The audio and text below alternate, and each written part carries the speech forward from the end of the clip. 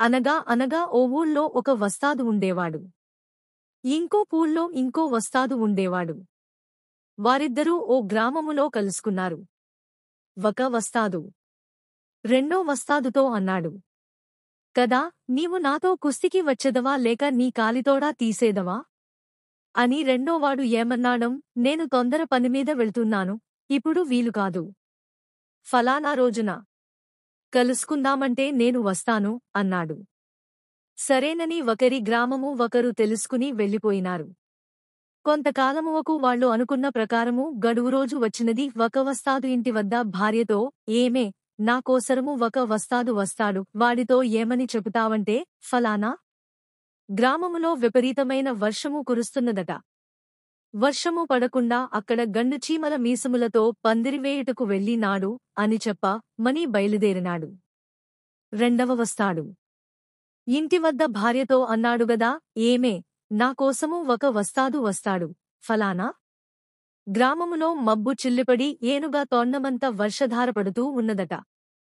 వర్షధార పడకుండా ఎర్రచీమల చర్మముతో మాటు పెట్టుటకు వెళ్ళినాడవి చెప్ప మని బయలుదేరినాడు.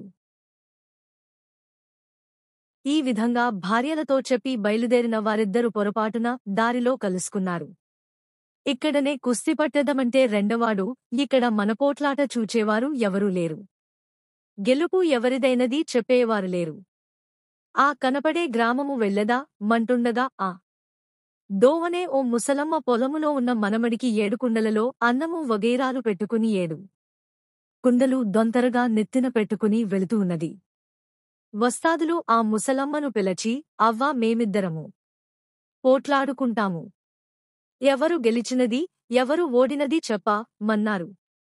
ఆ ముసలమ్మ ఏమన్నదంటే, మీ పోట్లాట చూస్తూ ఉంటే పొలములో ఏనుగులను కాస్తున్న నా మనమడు నా కోసరము ఎదురుచూస్తూటాడు, వాడికి అన్నమూ పట్టుకెళ్తూ ఉన్నాను.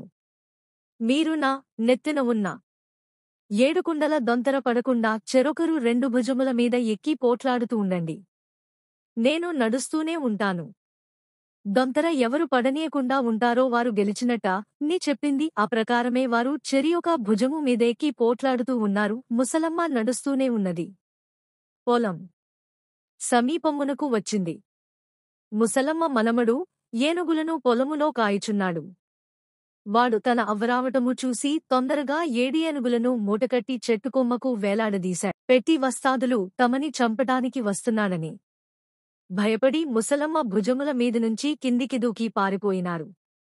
ముసలమ్మ చెట్టు వద్దకు వెళ్ళగా చెట్టుకు కట్టిన ఏనుగుల మూట కొమ్మకు బరువై కొమ్మ విరుగుటకు సిద్ధమవగా ముసలమ్మ తల వెంట్రుక ఒకటి తీసి చెట్టుకొమ్మకు పోటీ ఉంచింది.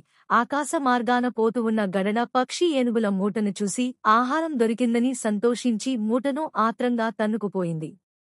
కొంత దూరం పోగా పోగా బరువు జాస్త్యాయి ఆ మూట జారి కింద పడసాగింది. ఒక రాజకుమార్తె తలంటి పోసుకుని మేడమీద తలపై కెత్తి జుట్టు ఆరబెట్టుకుంటూ ఉండగా ఏనుగుల మూట ఆమె కంటోపడింది.